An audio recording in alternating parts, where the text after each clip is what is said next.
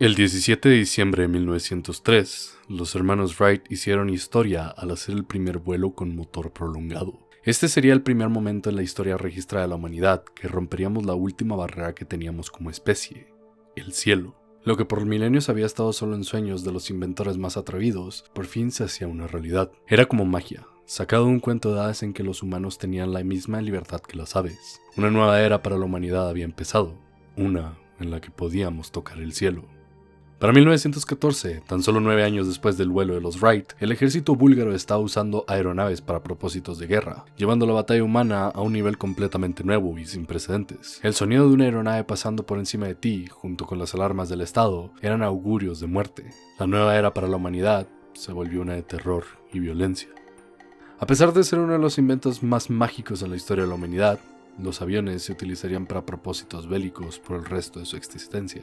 El 5 de agosto de 1945, el Boeing B-29 Super Fortress de nombre Enola Gay dejó caer la primera bomba nuclear con motivos bélicos en la historia de la humanidad sobre la ciudad japonesa de Hiroshima, dejando una cicatriz en la historia y pueblo de Japón, probando finalmente el verdadero poder de los aviones como máquinas de guerra y muerte, capaz de liberar una de las armas más peligrosas que el hombre ha creado sin incomodar mucho al agresor. Miles de vidas evaporadas en segundos, que se ven como una simple estadística para el piloto y sus superiores. Sería una subestimación decir que Studio Ghibli es una de las casas de animación japonesa más reconocidas y prestigiadas de la industria. Sus películas son sinónimo de calidad, cada una de ellas tomando su propio lugar como objetos de culto, históricamente importantes, bellas, con historias fascinantes que dejan a su espectador atrapado en un mundo mágico, aterrador y fantástico. Las películas de Ghibli se ganan a pulso su lugar como filmes legendarios, que tienen un lugar único en la historia cinematográfica y animada por la forma tan magistral que cuentan sus historias. Tienen una personalidad única, y con tan solo mirar unos segundos de animación, sabes que este estudio está detrás de la película y que te vas a meter en una aventura de calidad única. Cuando veo estas películas me doy cuenta de que Japón está a siglos de distancia del resto del mundo en cuanto a cómo tratamos la animación como una aventura artística legítima. Se nota que respetan el medio y lo ven como una forma dignificante de contar historias, que lo fuerzan a llegar hasta su máximo punto, mostrándonos cosas que serían imposibles o no tan asombrosas en el live action. La animación no es un género, la animación es un medio artístico tan válido como cualquier otro, y Ghibli, con su maestría de la teoría de color, de la composición de cuadro, de la narrativa y la música, te va a forzar a apreciarle como tal. Después de ver estas películas me di cuenta de los géneros e historias que podríamos explorar en este lado del mundo si la gente con dinero que financia proyectos no creyera que la animación es exclusivamente para niños y un medio inferior artístico que no merece la misma dedicación y reconocimiento que las películas. Y sí, la respuesta a su pregunta de que si todavía estoy enojado porque cancelaran la serie animada para adultos de Deadpool dirigida por Donald Glover sigue siendo sí. Cockshot! I've never said this, but don't swallow. Incoming! Por supuesto, es innegable el lugar que Hayao Miyazaki tiene en la creación, dirección y objetivo de estas películas. Y si bien lo que dijo Warren Spector, creador de Thief y Deus Ex, de cómo la prensa suele atribuir las creaciones artísticas a una sola persona, cuando en realidad son productos multidisciplinarios que necesitan la visión y trabajo de mucha gente, es cierto, la verdad es que estas películas no tendrían la misma alma sin este viejito cascarrabias al volante. La visión de Miyazaki es clara en estos largometrajes, algo único que este hombre nos narra en sus historias, que si bien a veces se puede volver un poco conservador y ceremoniante, siempre viene acompañado de una saludable dosis de empatía, cariño y bondad, que solo su estilo de escritura, junto con los suaves y amigables dibujos de Ghibli, pueden lograr. Pero a pesar de todas las flores que le estoy arrojando a estas películas, no las había visto antes de hacer este video. Por supuesto, era consciente de su lugar cultural y sabía por qué tanta gente las amaba, pero no las había experimentado hasta que César Fragoso, Patreon de $10, sugirió este tema durante la promoción del año pasado. Es gracias a todos mis Patreons que videos como estos son posibles, no solo a César, sino otros como Helen Contreras Jaramillo, Hiro Okamura, Michel Dituri, Reigneras, Frito y Antonio Ángeles, quienes con su constante apoyo en patreon.com/talkinvidia me permiten traerles contenido de calidad como el tan esperado video sobre Studio Ghibli que mucha gente parecía querer escuchar de mi parte. Pero como el tema fue tan laxo y no me pidieron analizar nada en específico de las películas, decidí darme la libertad en cómo afrontaba el tema, así que simplemente descargué 7 de las películas que me parecían más icónicas y llamativas del estudio para analizar sus temas en común. lo que las hace especiales como filmes individuales y para simplemente asombrarme ante la maravillosa animación de este estudio. Para describir este ensayo vi Náusica del Valle de los Vientos, El Castillo de los Cielos, Kiki's Delivery Service, Porco Rosso, La Princesa Monokome, El Viaje de Chihiro y El Castillo del Vagabundo Andante. Y te sorprenderías de la cantidad de cosas que estas películas tienen en común, en tanto a temas, personajes y escenarios, hasta tal punto de que crean tropos en común para sí mismas, como chistes internos que solo el estudio y sus fans conocen. Es como si hubiera un lenguaje que solo las películas de Ghibli saben hablar, como esta fascinación que todas tienen con los aviones y las máquinas en general. Sé que es un meme bastante conocido el cómo parece que las películas de Ghibli siempre tienen que involucrar aviones y tanques de alguna manera, pero es que es cierto. Siempre se les dibuja con un amor y atención al detalle inigualable, un respeto a la mecánica y física que les permite trabajar y despegar del piso. Como lo decía al principio, esta fascinación proviene de la dicotomía que la mera existencia de estas máquinas representa. Son estas máquinas que nos permiten volar y ser completamente libres, alcanzar alturas que nunca creíamos posibles y ver la belleza del mundo a través de los ojos que jamás vimos. Pero también son peligrosas, permiten la propagación de violencia sin fronteras y pueden llevar la muerte a cualquier lugar. Es en esta dualidad de muerte y vida, de destrucción y belleza, de miedo y libertad, que, a los ojos de Estudio Ghibli, sale la verdadera belleza de los aviones y otras máquinas. Lo que más les fascina es que incluso cuando podemos elegir usarlas para la destrucción y la muerte, podemos seguir sacando bondad y libertad de estas máquinas. Algo que muy pocos otros inventos de la humanidad han logrado. Esto va de la mano con su amor incondicional por la naturaleza y todo lo que esta representa, siempre dándonos el mensaje de que los humanos deberíamos ser capaces de vivir en paz y armonía con ella. Sus protagonistas son siempre estos jóvenes de pueblos pequeños que respetan la tierra en la que viven, así como las criaturas que les rodean, mientras que los villanos son gente mayor, apática y que solo busca conseguir poder o riquezas de manera egoísta,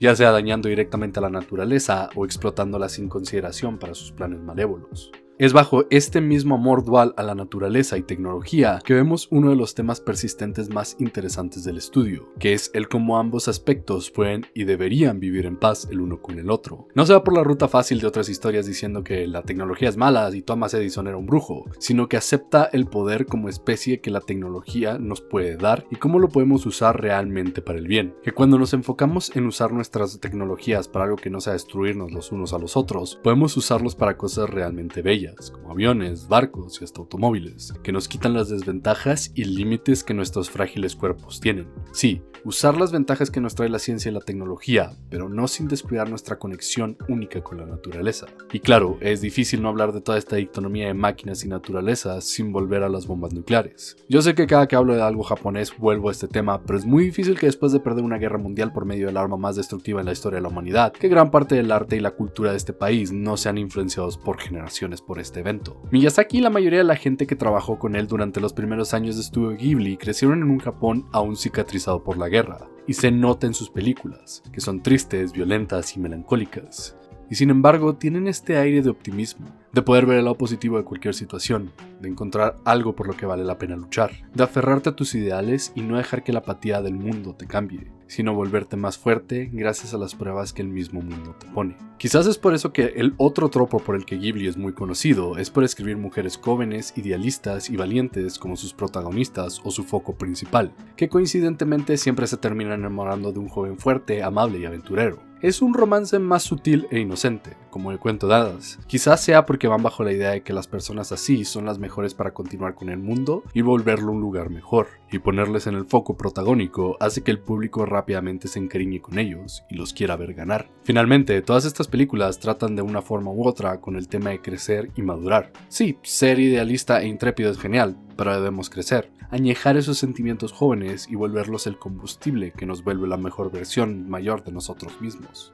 Sí, no puedo evitar notar que el mensaje es un poco conservador y medio boomer, pero no se le puede pedir mucho a un director que claramente anhela un mundo en el que los jóvenes sean menos estruendosos y más propios, que demuestren su rebeldía contra los poderes al mando, siendo respetuosos y propios al mismo tiempo. Pero eso no quita que, de una forma u otra, Ghibli siga confiando en los jóvenes como el futuro, como quienes pueden arreglar y mejorar el mundo, y que la única forma de hacerlo es derrocando a los ancianos que usan de su poder y solo quieren destruir el balance entre la naturaleza y la tecnología.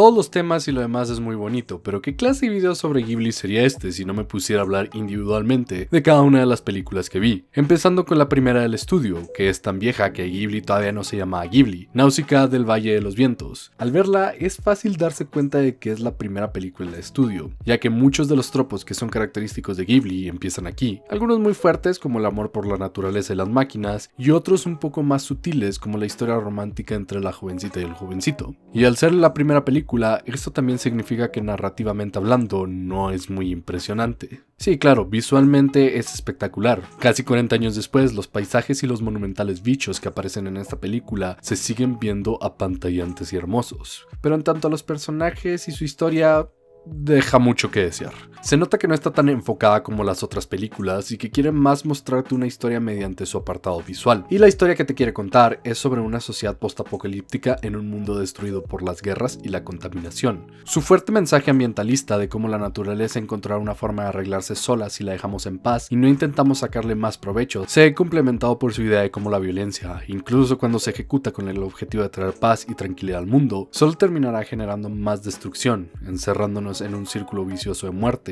que solo va a terminar en tragedia. Un mensaje que continúa en El Castillo del Cielo, donde podemos ver el primer caso donde Miyazaki y su equipo ven a la autoridad gubernamental como incompetentes, abusivos de poder y hasta activamente malignos. Mientras que los otros pseudovillanos, los piratas, son vistos más como unos ambiciosos pilluelos que solo les importa ganar dinero y no el poder que el castillo tiene. No son malvados, de hecho, se vuelven personajes de apoyo a la mitad de la película. Son raros, excéntricos y a veces hasta asustan, pero al final del día son humanos y el corazón de la película. Son con estos piratas que veríamos nacer varios tropos que a Ghibli le encantan, como las abuelitas buena onda y los señores con bigotes de Eggman que se ven duros, pero en realidad son unos señores de corazón blandito, dispuestos a sacrificar por sus bebés adoptados. El Castillo en el Cielo es la primera película oficial de Ghibli, en el sentido de que ya tenían el nombre legendario. Por lo mismo se siente como una versión más desarrollada de Náusica. De hecho, toca casi los mismos puntos. Protagonista joven de un pueblo legendario con una conexión al mundo antes del apocalipsis, un cuerpo de gobierno activamente malvado, amor por el vuelo y lo que este representa, el ciclo de violencia propiciado por los adultos, donde el trabajo de los protagonistas es romperlo, salvar al mundo, no mediante fuerza o acciones heroicas, sino con empatía y amor, y finalmente una fuerte dicotomía entre naturaleza y tecnología, sobre todo en las escenas del Castillo en el Cielo, donde podemos ver cómo máquinas cuyo propósito original era la guerra y la destrucción, en realidad pueden convivir y amar a la naturaleza,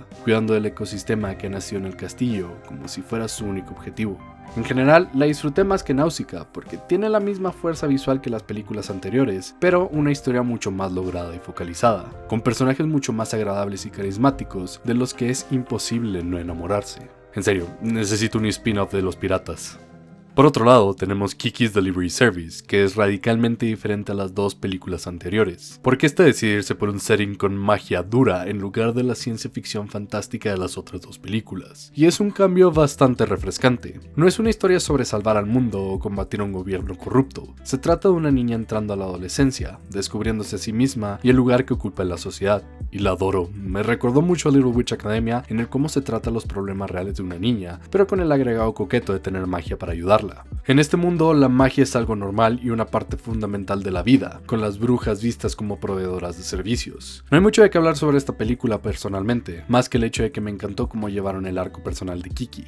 Es raro ver una historia con protagonistas femeninos que se concentra más que nada en ella creciendo y encontrándose como quiere ser en el mundo. Eso casi simplemente se lo dejan a los chicos. A eso agrégale que Kiki en general es uno de esos raros ejemplos de personajes niños agradables que actúan como niños. Es hiperactiva, le dan humores, soñadora y sobre todo dispuesta a comerse al mundo ella sola. Fue un buen break entre películas que realmente se estaban poniendo pesadas, que es algo que también puedo decir de Porco Rosso. Marrano. Estoy ansioso de veras.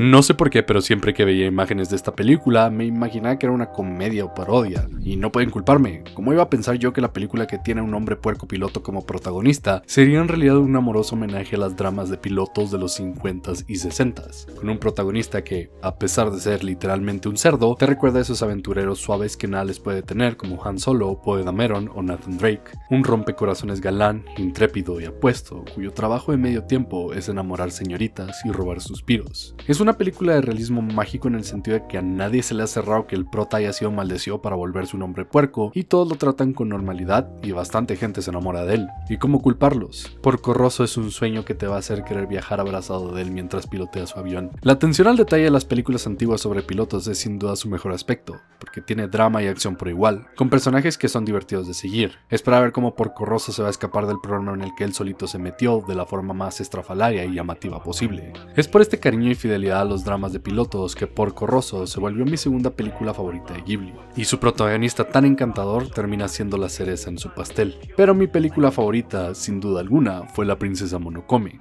Sí, qué sorpresa, Dani, al que le gustan las mujeres altas, musculosas, peligrosas y salvajes, tiene como película favorita La Princesa Monokome. Pero más allá de mis cochinos fetiches, esta película sobresale a las otras porque se siente como una historia al estilo de Mad Max. Ustedes saben, nuestro protagonista es completamente ajeno al conflicto, con la única conexión tangencial que tiene con él es un evento externo que le alcanzó cuando simplemente se estaba preocupando por sus propios asuntos. Pero aún así, como nuestro chico tiene el corazón muy blando y noble, decide involucrarse por completo en el conflicto, incluso si tiene poco que ganar y mucho que perder. Y claro, como Fury Road, que todos sabemos es una de las mejores películas jamás hechas, nuestros protagonistas son estoicos, trabajan como reloj cuando están en equipo y tienen una química que es difícil calificar como romance, pero sí es muy fuerte. Lo mejor de la película es ver cómo estos viajeros llegan a un pueblo al estilo vaquero y después empiezan a mejorarle la vida a todos los pobres ciudadanos que buscan su ayuda, trayendo miedo a los malhechores. Soy especialmente fan de cómo no existe un villano 100% confirmado en la película. Claro, los humanos quieren destruir a la naturaleza, por alguna clase de vendetta personal, utilizando balas de acero venenoso que convierten a los animales del bosque en demonios sedientos de sangre. Pero aún así, se nota que tienen sus motivos más allá de venganza, intentando enseñarle a las mujeres de su pueblo a defenderse y cuidarse por ellas mismas con las herramientas que ellas les da. Mientras que vemos a los animales, quienes normalmente serían los buenos, actuar como complejas civilizaciones cuyas culturas les llevan a actuar de manera más bélica y siniestra, dispuestos a tomar venganza contra los humanos sin importar cuánta sangre y destrucción causen en ambos lados.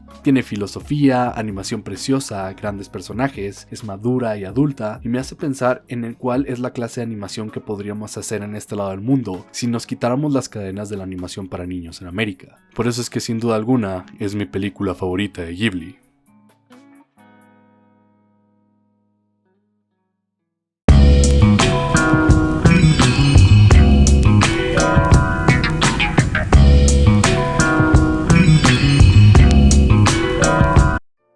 Que Princesa Monokome hubiera sido mi película favorita no significa que el viaje de Chihiro no me hubiera encantado. De hecho, tuve que dejarla hasta el final para poder hacerme un tiempo para verla completa en una sola sentada, ya que creí que era una de esa clase de películas en las que es necesario hacer esto. Continúa con la línea de pensamiento de Kiki sobre la historia de una niña que debe crecer, madurar y ser autodependiente, pero en este caso en lugar de ser wholesome y linda con toques mágicos, se vuelve más oscura y melancólica. Como si fuera la versión japonesa de Alicia en el País de las Maravillas, con un viaje surreal por un mundo peligroso que es en igual partes aterrador y asombroso, tomando partes de la mitología fae europea y la mitología yokai japonesa para crear algo único, con un mundo lleno de extrañas pero específicas reglas que de no seguirse estrictamente terminarás arriesgando tu vida. Es interesante sobre todo la forma en la que la bruja te controla robándote tu nombre, como si fuera dueña de ti hasta el detalle más pequeño de tu ser, y pudiera hacer lo que quisiera contigo, robándote toda autoridad y poder que tengas sobre ti mismo, quitándote hasta el más íntimo detalle de tu autonomía corporal. Y mientras la veía no podía evitar preguntarme,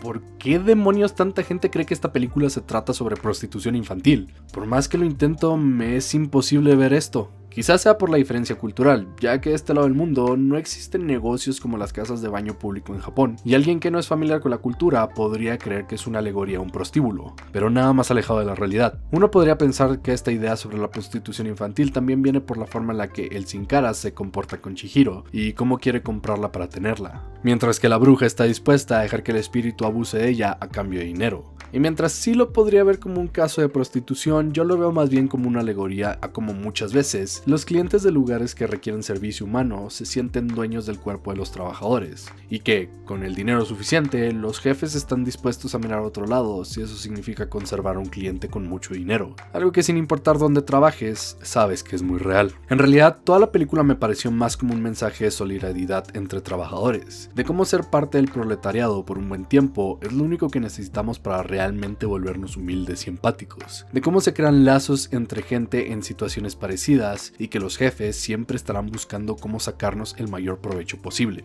Así que lo único que podemos hacer como trabajadores es apoyarnos entre nosotros y tener la solidaridad de clase, porque si no nos defendemos y cuidamos entre nosotros, nadie más lo va a hacer. Y sobre todo, un mensaje como la bondad y las buenas intenciones te pueden llevar más lejos que cualquier otro tipo de truco que se te pueda ocurrir para engañar al sistema. Y como esto es una noble virtud que cualquiera puede demostrar. Lo cual finalmente nos lleva a la última película que vi, El Castillo del Vagabundo. Ser honesto, al principio creí que no me gustaría y la terminaría quitando, porque Howl me parecía un Edward Cullen cualquiera que solo está ahí para mojar los panties de las adolescentes viendo la película, siendo cariñoso, atractivo, confiado y de gran pose. No me estaba gustando porque creí que sería una película genérica de romance, pero cuando vi por primera vez a Howl en su cama, después de hacer un berrinche porque le cambió el color de cabello, viéndose blando, sensible y vulnerable, me enamoré de él. Sí, lo sé, eso suena súper tóxico de mi parte, pero me era imposible no querer abrazarlo, acariciarlo y besarlo para hacerle sentir mejor.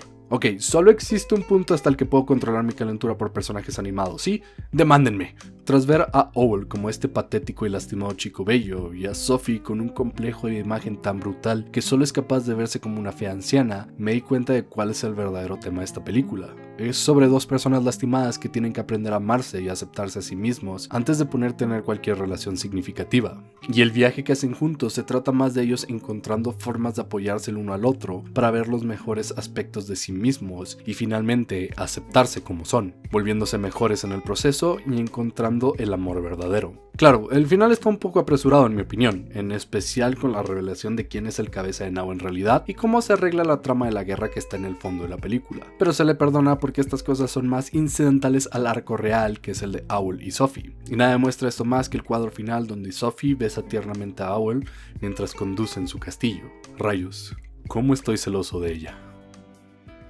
En fin, no esperaba divertirme tanto mientras veía las películas de Ghibli, pero en realidad estoy encantado de poder traerles un ensayo sobre estas películas, y espero les haya gustado. Este video hubiera sido imposible sin mis Patreons, y por eso mismo, recuerden que pueden ayudar al canal en patreon.com/talkingvidia desde $1 al mes, como los pilotos que aparecen en pantalla. También pueden hacer una donación unitaria en la tarjeta de saldazo que aparece en la pantalla o la cuenta de PayPal. Soy su anfitrión, Dani Z, recordándoles que Owl está bien bueno. Hasta la próxima.